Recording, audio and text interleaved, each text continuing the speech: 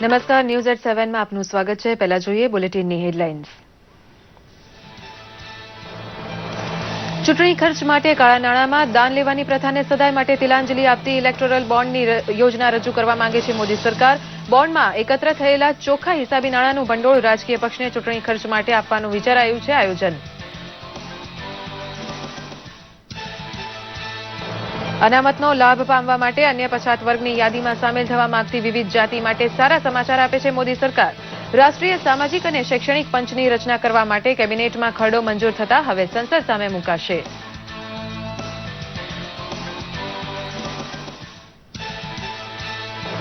વિકાસના પરમ શિખર ઉપર ગુજરાતને પહોંચાડવા માટે નારી શક્તિના આશીર્વાદ અને યોગદાનની અપેક્ષા રજૂ કરે છે મુખ્યમંત્રી વિજય રૂપાણી. લોકશાહીના મંદિર સમાન ધારાસભાનું કામકાજ નિહાળવા આવેલી બહેન દીકરી માતા સાથે મુખ્યમંત્રીએ સૌજન્યભર્યો સંવાદ કર્યો.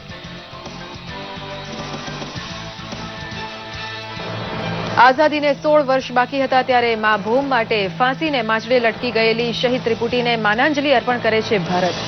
ફાંસી સમયે ભગતસિંહ અને સુખદેવની ઉંમર હતી માત્ર 23 વર્ષ તો 22 વર્ષના હતા રાજગુરુ. અંગ્રેજને ભરી પીવાની ઉત્કટ તમન્નાનું દ્રષ્ટાંત છે શહીદ ત્રિપુટી. શહીદ દિવસની ઉજવણી ગુજરાતમાં યાદગાર બનાવવા માટે યુવા ભાજપનું મહાઅભિયાન સફળ રહેતા ઠેર ઠેર ગવાયું મેરા રંગ દે બસંતી ચોલા. અમદાવાદ, સુરત અને રાજકોટમાં યોજાયા ભવ્ય કાર્યક્રમ. દેશભક્તિનું સિંચન પામે છે યુવા પેઢી. દેશ માટે ફના થઈ જવાનો ભાવ યુવા માનસમાં કેળવવા માટેના સંસ્કાર માટે મહેનત કરે છે ખુદ મુખ્યમંત્રી. આઝાદીનો ઇતિહાસ માત્ર એક પરિવારના યોગદાનની દુહાઈ આપતો હોવાથી શહીદ વંદના ઘેર ઘેર પહોંચાડવા યુવા ભાજપને કર્યો આગ્રહ. સમાચાર વિગતવાર જોઈએ. ચૂંટણી લડવા માટેનો જંગી ખર્ચ કાઢવા માટે કાળા નાણાંનું પ્રભુત્વ સ્વીકારવાની ફરજ હવે કોઈ રાજકીય પક્ષને પડવાની નથી. નાણામંત્રી અરુણ જેટલીએ રાજ્યસભામાં કહ્યું છે કે મોદી સરકાર હવે ઇલેક્ટોરલ બોન્ડ રજૂ કરવા માંગે છે. इलेक्टोरल बॉन्ड्स की एक स्कीम बनेगी और मैं चाहूंगा कि सभी राजनीतिक दल उस स्कीम बनाने के लिए जो उनके सुझाव हैं हम लोगों को दें ताकि इसको किस तरीके से बिल्कुल क्लीन किया जा सके. तो इसलिए ये दोनों तरीकों से एक हम लोगों ने सुझाव इलेक्टोरल बॉन्ड्स का रखा है. સર્વોચ્ચ અદાલતે બાબરી ધ્વંસ કેસમાં લાલકૃષ્ણ અડવાણી, મુરલી મનોહર જોશી સહિતના આરોપીઓને તેમનો લેખિત ખુલાસો 2 સપ્તાહમાં જમા કરાવવા હુકમ કર્યો છે. ન્યાયાધીશ આરએફ નરીમાન તથા ન્યાયાધીશ પીસી ઘોષની ખંડપીઠ હવે આ કેસની સુનાવણી 7મી એપ્રિલે હાથ ધરશે. અલ્હાબાદ હાઈકોર્ટ દ્વારા આ કેસમાં ગુનાહિત ષડયંત્ર રચવાનો આરોપ રદ કરતો ચુકાદો અપાતા સીબીઆઈ દ્વારા સર્વોચ્ચ અદાલતમાં અપીલ દાખલ કરાઈ છે. આ કેસમાં નોંધાયેલી 2 એફઆઈઆર હેઠળની અપીલની સહિયારી સુનાવણી માટે ખંડપીઠ દ્વારા સૂચન કરાયું હતું, પરંતુ બચાવ પક્ષના વકીલે તેનો સ્વીકાર હાલ નથી કર્યો. બંધારણીય દરજ્જો ધરાવતા રાષ્ટ્રીય સામાજિક અને શૈક્ષણિક પછાત વર્ગ પંચની સ્થાપના માટેના ખરડાને કેબિનેટની મંજૂરી મળતા ટૂંક સમયમાં તેને સંસદ સમક્ષ રજૂ કરાશે. આ પંચમાં અધ્યક્ષ અને ઉપાધ્યક્ષ ઉપરાંત 5 સભ્ય રહેશે. સાથોસાથ રાષ્ટ્રીય પછાત વર્ગ પંચ કાયદો 1993માં સુધારો કરીને તેના હેઠળ રચાયેલા પંચને વિખેરી નાખવામાં આવ્યું છે અને હવે નવા પંચને બંધારણીય દરજ્જો આપી તેના દ્વારા પછાત વર્ગમાં સામેલ થવા માંગતી જાતિની સુનાવણી યોજી ઘટતું કરવાની વ્યવસ્થા કરી શકાય. વિકાસથી વંચિત રહી ગયેલા ઘણા બધા સમાજ અનામત માટે ખરેખર હકદાર હોવા છતાં તેમનો સમાવેશ અન્ય પછાત વર્ગની યાદીમાં થઈ શકતો નહોતો. કાયદાની મર્યાદા દૂર કરવા મોદી સરકાર તૈયાર થઈ છે. મુખ્યમંત્રી વિજયભાઈ રૂપાણીએ આજે વિધાનસભામાં શોકદર્શક ઉલ્લેખમાં રાજ્યના પૂર્વ મંત્રી સ્વર્ગસ્થ રણજીતસિંહ ચાવડા, પૂર્વ સભ્યો પૃથ્વીરાજ ચૌધરી અને સ્વર્ગસ્થ ઉમેદભાઈ ગોહેલના અવસાન અંગે શોક વ્યક્ત કરી દિવંગત સભ્યોને શ્રદ્ધાંજલિ પાઠવી હતી. વિધાનસભા અધ્યક્ષ રમણલાલ વોરા, વિપક્ષના નેતા શંકરસિંહ વાઘેલા તથા ધારાસભ્યોએ પણ આ દિવંગત સભ્યોને 2 મિનિટ મૌન પાળી શ્રદ્ધાંજલિ પાઠવી હતી. દિવંગત ધારાસભ્યના યોગદાનને તમામ ધારાસભ્યોએ યાદ કરી ગુજરાતના વિકાસમાં તેમની ભૂમિકાને બિરદાવી હતી. ગાંધીનગરમાં વિધાનસભા સત્ર ચાલતું હોવાથી લોકશાહીના આ મંદિરની ઝલક પામવા માટે મુલાકાતીઓનો ધસારો સદાય ચાલુ જ હોય છે. હાલ ચાલતા અંદાજપત્ર સત્રમાં નાના મોટા ગામ શહેરની બહેનો મોટી સંખ્યામાં વિધાનસભામાં જોવા આવી હતી, જેમને મળવાની વ્યવસ્થા રૂપાણી સરકારના વરિષ્ઠ મંત્રી દ્વારા ગોઠવાતી હોય છે. મુખ્યમંત્રી વિજય રૂપાણીએ પોતાના વ્યસ્ત કાર્યક્રમો વચ્ચે પણ સમય કાઢીને બહેનો સાથે વાતચીત કરી હતી. વિકાસના પરમ શિખર ઉપર ગુજરાતને પહોંચાડવા માટે નારી શક્તિના આશીર્વાદ અને યોગદાનની અપેક્ષા મુખ્યમંત્રી વિજય રૂપાણીએ રજૂ કરી હતી.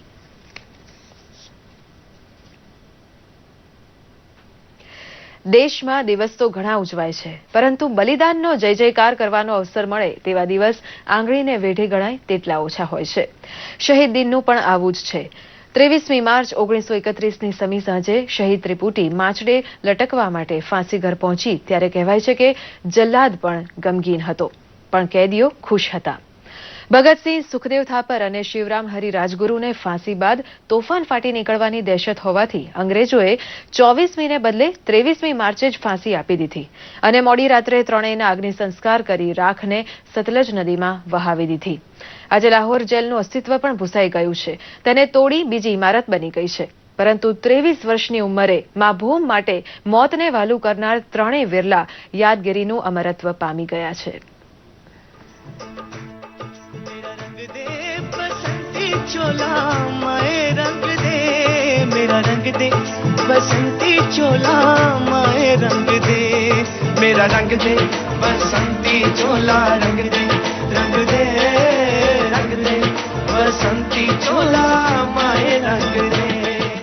લાહોર જેલની 23મી માર્ચ 1931ની રાત ભગતસિંહ, સુખદેવ અને રાજગુરુ ધીમા પગલે ફાંસીઘર તરફ આગળ વધી રહ્યા હતા.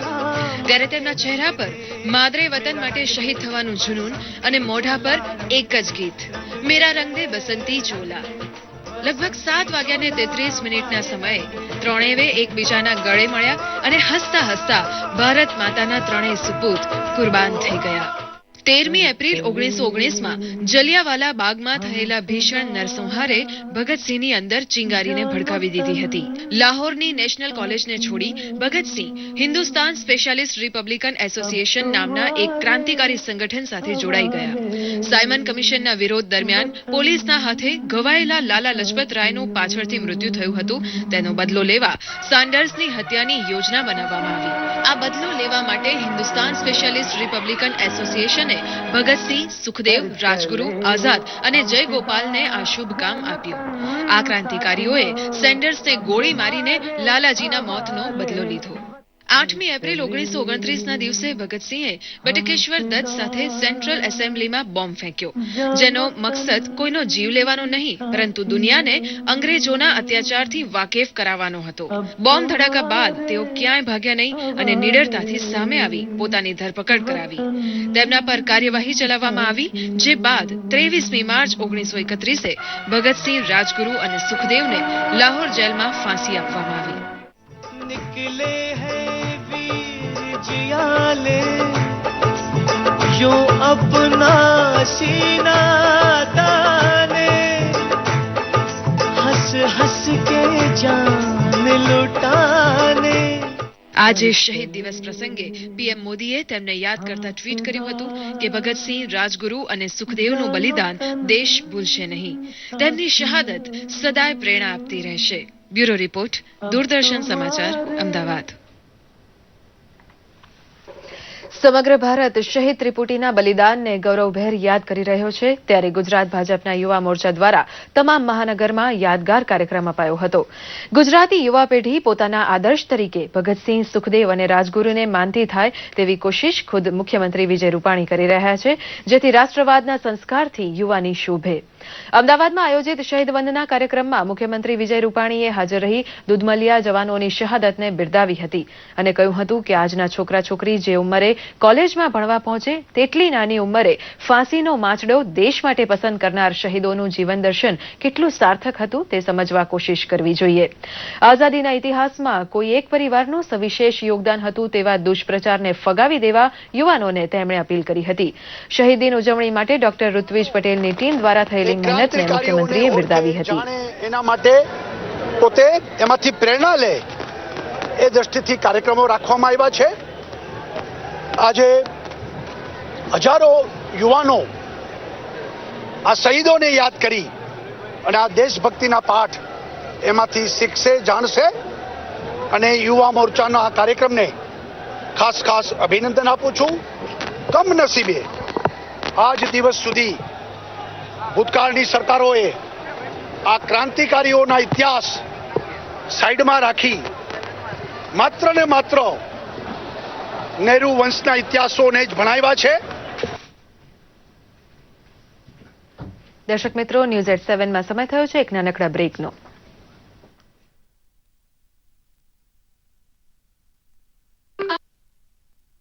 દાંતને જો તમે અવગણશો તો ગણાશે મોટી ભૂલ.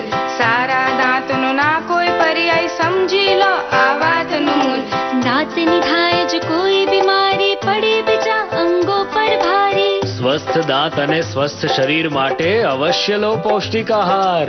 સ્પષ્ટ બોલવા અને ચાવવા, વળી સારા દેખાવા માટે પણ રાખો સ્વસ્થ દાંત, રાખો સ્વસ્થ શરીર. National oral health programme NHM અંતર્ગત આરોગ્ય અને પરિવાર કલ્યાણ વિભાગ ગાંધીનગર દ્વારા જનહિતમાં જારી. આવી હરિયાળી ઉર્જાની લહેર, સોલાર રૂફટોપ ઘેર ઘેર. સરકાર દ્વારા જાહેર કરાયેલ સોલાર રૂફટોપ સબસિડી યોજનાનો લાભ લો અને વીજ બિલ ઘટાડો. ગુજરાત સરકારની કિલોવોટ દીઠ ₹10,000 લેખે મહત્તમ ₹20,000ની સબસિડી. કેન્દ્ર સરકારની સિસ્ટમ ખર્ચના 30% પ્રમાણે ₹20,700ની સબસિડી. આમ લાભાર્થીને ₹69,000ની કિંમતની 1 કિલોવોટ સિસ્ટમ સામે કુલ ₹30,700ની સબસિડી. cheda.gujarat.gov.in પર ચેડા માન્ય ઉત્પાદકની યાદીમાંથી કોઈનો પણ સંપર્ક કરશો.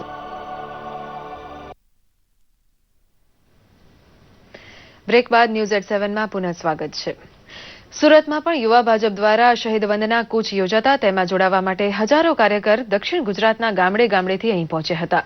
સડક ઉપર ઉમટેલો યુવા મહેરામણ એટલો વિરાટ હતો કે દૂરથી જુઓ તો કેસરિયા રંગથી જાણે સડક ઢંકાઈ ગઈ હોય તેવું લાગતું હતું. ભગતસિંહ, સુખદેવ અને રાજગુરુના બલિદાનમાંથી પ્રેરણા લઈ યુવા પેઢી સ્વપ્રગતિના સ્વાર્થને બદલે દેશ પ્રત્યે ફરજ અદા કરવા સભાન બને તેવી અપેક્ષા સૌ વડીલો રાખતા હોવાનું આ પ્રસંગે જણાતું હતું. સુરતની સડકો ઉપર સરઘસ નીકળવાની વાત કંઈ નવાઈ નથી, પરંતુ માતૃભૂમિની આઝાદી માટે શહાદત વહોરી લેનારની જય જયકાર કરવા માટે યુવાનો કૂચ કદમ કરે તેવું કદાચ પહેલી વખત જોવાયું હતું તેમ સ્થાનિક આગેવાનોનું કહેવું છે. રેલીમાં સુરતના ભારતીય જનતા પાર્ટીના કાર્યકર્તાઓ અને સુરતની પ્રજા જોડાઈ છે. આ દેશને આઝાદી અપાવવામાં જે લોકોએ પોતાના પ્રાણનું બલિદાન આપ્યું છે એવા શહીદોને ભારતીય જનતા પાર્ટી યુવા મોરચા દ્વારા યાદ કરીને આજના દિવસે તેઓને અંજલિ આપવા માટે આ રેલી કાઢવામાં આવી હતી. તો આ બાજુ રાજકોટમાં શહીદ વંદના કૂચની આગેવાની યુવા નેતા ધનસુખ ભંડેરીએ લીધી હતી. તો પ્રદેશ પ્રતિનિધિ તરીકે ભરતસિંહ પરમાર હાજર હતા. યુવા ભાજપનો કાર્યક્રમ હોવાથી સૌરાષ્ટ્રના તમામ જિલ્લા મથકેથી કાર્યકરો પોતાનું બાઇક લઈ પહોંચ્યા હતા અને શહીદ વંદના કૂચને સફળ બનાવી હતી. અખિલ ભારતીય વિદ્યાર્થી પરિષદ જેવી ભગીની સંસ્થા સાથે જોડાયેલા યુવાનો પણ આ રેલીમાં જોડાયા હતા. માત્ર 23 વર્ષની ઉંમરે ફાંસીના માંચડે ચડી જનાર શહીદ ત્રિપુટીનો દેશપ્રેમ યુવા પેઢી માટે પ્રેરણાનો દાખલો બને તેવો આગ્રહ યુવા ભાજપે પોતાના કાર્યકરો પાસે રાખ્યો છે. તો ચૂંટણી સમયે સભા સરઘસ યોજવાનો ધારો તોડી શહીદ વંદના માટે કૂચ કાઢી જ રાજકોટમાં ખાસી પ્રશંસા યુવા ભાજપે મેળવી હતી. દાહોદ જિલ્લામાં 93 ગ્રામ પંચાયતની ચૂંટણી લડવા માંગતા લોકો માટે ઉમેદવારી નોંધાવવાનો છેલ્લો દિવસ હોવાથી તમામ તાલુકા મથકે ખાસી દોડધામ જોવાઈ હતી. ગ્રામ પંચાયત ઉપર કબજો હોય તે જૂથ તાલુકા અને જિલ્લા પંચાયત પાસે વિકાસના ધાર્યા કામ કરી શકાવતું હોવાથી પોતાના જૂથનો માણસ ઉભો રાખવાની મથામણ બધે દેખાતી હતી. જાલોદ તાલુકાની વાત કરીએ તો અહીં જે 12 ગ્રામ પંચાયતની ચૂંટણી છે તે પૈકી 7ની મુદત પૂરી થઈ ગઈ છે, જ્યારે 2 ગ્રામ પંચાયત માટે પેટા ચૂંટણી છે અને 3 એવી છે જે ગ્રામ પંચાયતનું વિભાજન થયેલ છે. જાલોદ તાલુકા માટેના ચૂંટણી અધિકારી એવા નાયબ મામલતદાર KP દવેએ લોકોને ચૂંટણી પ્રક્રિયામાં જોડાવા અપીલ કરી છે.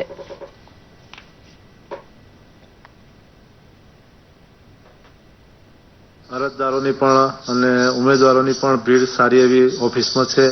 રસાકસી જણાય છે અને સારી એવી ભીડ ઓફિસમાં છે અને ફોર્મ લેવાની કામગીરી હાલમાં જે તે સંબંધિત ચૂંટણી અધિકારીઓ તરફથી કરવામાં આવે છે. ઉમેદવારી પત્રો 25/3ના રોજ પરત ખેંચવાની છે 3 વાગ્યા સુધી.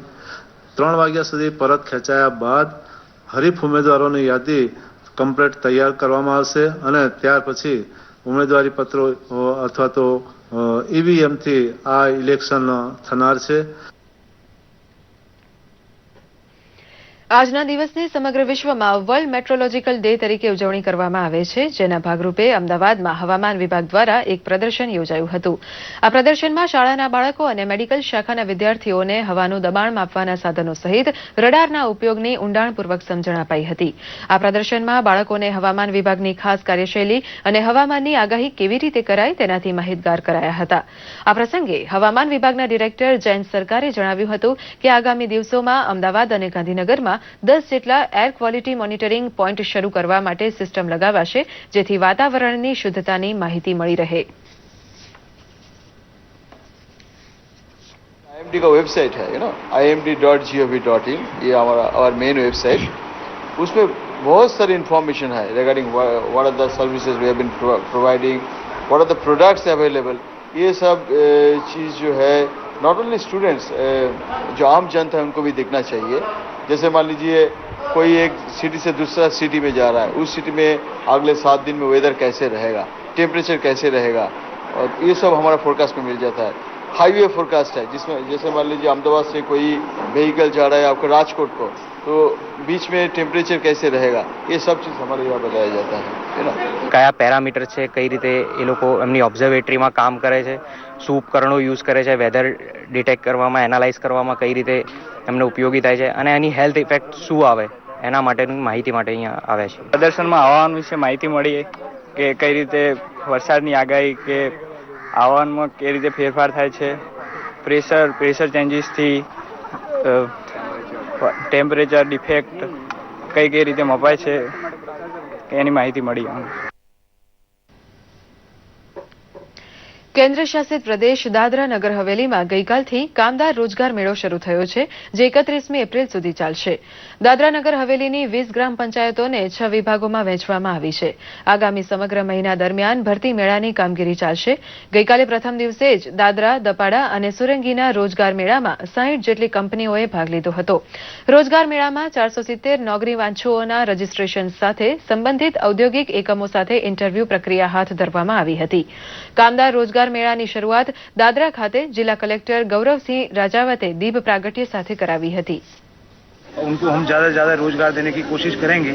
ये तो प्रशासन ने और प्रशासक महोदय जी की कृपा से एक ये आयोजन हो रहा है, लेकिन इसके अलावा भी मैं कमलेश भाई, भारती बहन सबको विश्वास दिलाना चाहता हूँ, इसके मेले के बाद भी अगर हमारे दादरा से कोई भाई बहन को कभी कोई रोजगार की जरूरत पड़ेगी और ये हमको रिकमेंड करेंगे, तो हमारी इंडस्ट्री की हमेशा कोशिश रहेगी कि हम ज़्यादा से ज़्यादा यहाँ के लोगों को, स्थानीय लोगों को रोजगार दें, और कोई ना कोई इनडायरेक्ट डायरेक्ट जो भी काम हमसे होगा हम हमेशा इस मदद में आगे आएंगे. जो आंकड़े जो अनएम्प्लॉयमेंट सर्वे के तहत आए हैं, तो करीब शिक्षित बेरोजगार का संख्या 7-8 हज़ार के करीब है. एग्जैक्ट फिगर मुझे आइडिया नहीं है, बट 7-8 हज़ार के करीब है. तो हमारे प्रशासक साहब का यही उद्देश्य है कि उन सबको और इसमें इस मेला के तहत उनको रोजगार मिल जाए. કેન્દ્ર શાસિત પ્રદેશ દમણમાં કાનૂની સેવા સત્તામંડળ અને બાર એસોસિએશન દ્વારા મહિલાઓ માટે ખાસ કાનૂની સાક્ષરતા શિબિરનું આયોજન કરવામાં આવ્યું હતું, જેમાં મહિલા પોલીસ અને મહિલા સંગઠનો સહિત અનેક આગેવાનો હાજર રહ્યા હતા. દમણના મહિલા એડવોકેટ દ્વારા ઘરેલુ હિંસા, દહેજ પ્રથા, ભ્રૂણ હત્યા સહિતના અન્ય વિષયો પર રસપ્રદ માહિતી અપાઈ હતી. જિલ્લા અને સત્ર ન્યાયાધીશ એસજી મહેરે તથા આઈજીપી તથા જિલ્લા કલેક્ટર સહિતના અન્ય મહાનુભાવો આ કાર્યક્રમમાં ખાસ ઉપસ્થિત હતા. નવી પેઢીના નવા માતા પિતા પોતાના બાળકોને માતૃભાષાના બદલે અંગ્રેજી માધ્યમમાં ભણાવવાનો આગ્રહ રાખે છે, ત્યારે આખી પેઢી માતૃભાષાથી અલિપ્ત થતી જાય છે. ભાષા, સાહિત્ય અને કવિતા સાથે લાગણીનો તંતુ બંધાઈ રહે તે હેતુથી ગુજરાત સાહિત્ય અકાદમી દ્વારા રાજ્યભરમાં 250થી વધુ કાર્યક્રમો યોજવામાં આવ્યા છે, જેમાં 23 જેટલા કાવ્ય સત્રનો પણ સમાવેશ થાય છે. ગુજરાત સાહિત્ય અકાદમીના અધ્યક્ષ તથા મુખ્યમંત્રી કાર્યાલયના ખાસ ફરજ પરના અધિકારી ભાગ્યેશ ઝાએ આણંદ ખાતે યોજવામાં આવેલા સત્રમાં સ્વરચિત કવિતાઓના પઠનમાં ભાગ લીધો હતો. તેમણે કવિ, નાટ્યવિદ અને પત્રકારિતાના ગુરુ સ્વર્ગસ્થ ચીનુ મોદીને હૃદયાંજલિ પણ આપી હતી. તેમના માનમાં 2 મિનિટનું મૌન પાળવામાં આવ્યું હતું.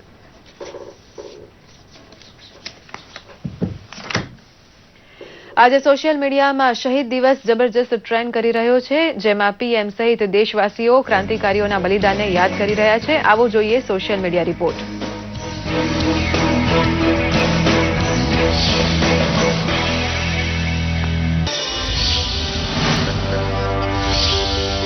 ગઈકાલે બ્રિટનની સંસદ પરિસરની બહાર થયેલા આતંકી હુમલામાં 4ના મોત થયા છે. ત્યારે આ ઘટના અંગે પ્રધાનમંત્રી નરેન્દ્ર મોદીએ દુઃખ વ્યક્ત કર્યું છે. પીએમએ ટ્વીટ કરતા લખ્યું છે કે પીડિતોના પરિવાર સાથે મારી સંવેદના છે. આતંકવાદ સામે લડવામાં ભારત યુકેની સાથે છે. તો આ તરફ વિદેશ મંત્રી સુષ્મા સ્વરાજે હુમલાની નિંદા કરતા લખ્યું છે કે ભારત યુકે સ્થિત ભારતીય રાજદૂતના લગાતાર સંપર્કમાં છે. તેમણે ભારતીય દૂતાવાસનો નંબર પણ પોસ્ટ કર્યો છે. આજે 23 માર્ચ શહીદ દિવસ તરીકે દેશભરમાં વિવિધ કાર્યક્રમો થઈ રહ્યા છે. 1931માં આજના દિવસે મહાન ક્રાંતિકારી ભગતસિંહ, રાજગુરુ અને સુખદેવ થાપરને લાહોર જેલમાં ફાંસી અપાઈ હતી. તેમના બલિદાનને દેશ આજે યાદ કરી રહ્યો છે. ત્યારે પ્રધાનમંત્રી નરેન્દ્ર મોદીએ ટ્વીટ કરી શહીદ ભગતસિંહ, રાજગુરુ અને સુખદેવના બલિદાનને યાદ કર્યો અને લખ્યું છે કે ભારત તેમની વીરતા અને સાહસને ક્યારે ભૂલાવી નહીં શકે. તો સીએમ વિજય રૂપાણીએ ટ્વીટ કરીને જણાવ્યું હતું કે ત્રણેય ક્રાંતિકારીઓના બલિદાનને કારણે આજે ખુશી અને શાંતિ પ્રાપ્ત થઈ છે. ટ્વિટર પર #શહીદ દિવસ અને સેલ્યુટ ટુ ભગતસિંહ ખૂબ ટ્રેન્ડ કરતા જોવા મળી રહ્યા છે. જેમાં ત્રણેય ક્રાંતિકારીઓના સાહસ અને બલિદાનને લગતી ગાથા સાથેની કોમેન્ટ ફોટો સાથે ટ્વીટ થઈ રહી છે. આજે સ્વાતંત્ર્ય સેનાની રામ મનોહર લોહિયાની જન્મ જયંતિ છે. ત્યારે પ્રધાનમંત્રી મોદીએ ટ્વીટ કરી શ્રદ્ધાંજલિ પાઠવતા લખ્યું છે કે રામ મનોહર લોહિયાની સામાજિક સશક્તિકરણ અને સેવા આપણને પ્રેરિત કરતી રહેશે. તો ભાજપ અધ્યક્ષ અમિત શાહે ટ્વીટ કરી તેમને શ્રદ્ધાંજલિ પાઠવી હતી. 1 એપ્રિલથી ભારતીય રેલ શરૂ કરી રહી છે વિકલ્પ યોજના. રેલ મંત્રી સુરેશ પ્રભુએ ટ્વીટ કરીને આ માહિતી આપતા લખ્યું છે કે આગામી 1 એપ્રિલથી વિકલ્પ સ્કીમ શરૂ થશે.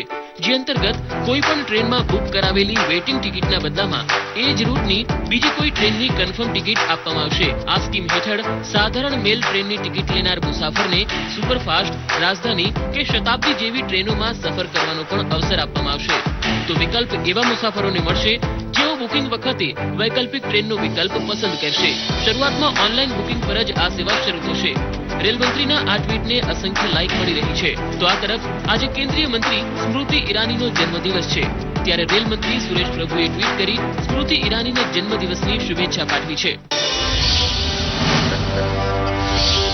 ડિજિટલ ઇન્ડિયા અંતર્ગત સરકાર ગરીબો સુધી સીધા લાભ પહોંચાડી રહી છે.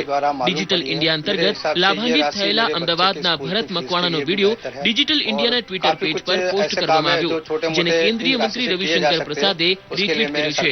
આવો આ યુવાને પોતાના અનુભવ વિશે શું કહ્યું છે એ સાંભળીએ. સોશિયલ મીડિયા ડેસ્કથી પંકજ શર્માનો રિપોર્ટ, દૂરદર્શન સમાચાર, અમદાવાદ.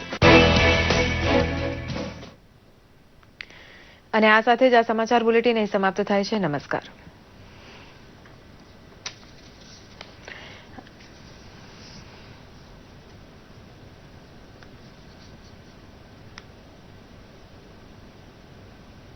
દર્શક મિત્રો, વિધાનસભા સમાચારમાં આપનું સ્વાગત છે. વિધાનસભા ગૃહમાં પ્રશ્નોત્તરી દરમિયાન કોંગ્રેસ પક્ષ દ્વારા આક્ષેપ કરવામાં આવેલ કે જે તે સમયે કેટલાક આક્ષેપોની તપાસ માટે જસ્ટિસ એમ.બી. શાહ કમિશન રચ્યું હતું, તેનો રિપોર્ટ આવી ગયો હોવા છતાં ગૃહમાં 2 વર્ષથી રજૂ ન કરાતા હોવાનો કોંગ્રેસના ધારાસભ્ય મહેન્દ્રભાઈ પટેલે આ અંગે પ્રશ્ન પૂછ્યો હતો. તેના જવાબમાં નાયબ મુખ્યમંત્રી નીતિનભાઈ પટેલે સરકારના દ્રષ્ટિકોણનો બચાવ કર્યો હતો. વિપક્ષી નેતા શંકરસિંહ વાઘેલાએ જણાવ્યું કે રિપોર્ટ ક્યારે રજૂ કરવામાં આવશે તે વાત કહો. તેમ છતાં નીતિનભાઈ પટેલે કોંગ્રેસ પર આક્ષેપો ચાલુ જ રાખ્યા હતા. વિપક્ષના નેતા શંકરસિંહ વાઘેલાએ ગૃહમાં જણાવ્યું હતું કે એવું તો રિપોર્ટમાં છુપાવવા જેવું શું છે. અધ્યક્ષે ટકોર કરી હતી કે વિપક્ષના નેતા ગૃહની બહાર વાત કરે છે તે બાબતને હું સ્વીકારતો નથી. અધ્યક્ષની ગરિમાની વિરુદ્ધમાં ઉચ્ચારણો હું સ્વીકારવા તૈયાર નથી. તમે આરોપનામું મૂક્યું છે. લોકહિતનું કામકાજ સારી રીતે ગૃહમાં ચાલે તે માટે રૂપાણી સરકાર ખૂબ જ મહેનત કરે છે, પરંતુ ઘણા સિનિયર ધારાસભ્યને લાગે છે કે વિપક્ષને હવે જવાબદાર બનવાની જરૂર છે. આ સાથે વિધાનસભા સમાચાર અહીં સમાપ્ત થાય છે. નમસ્કાર.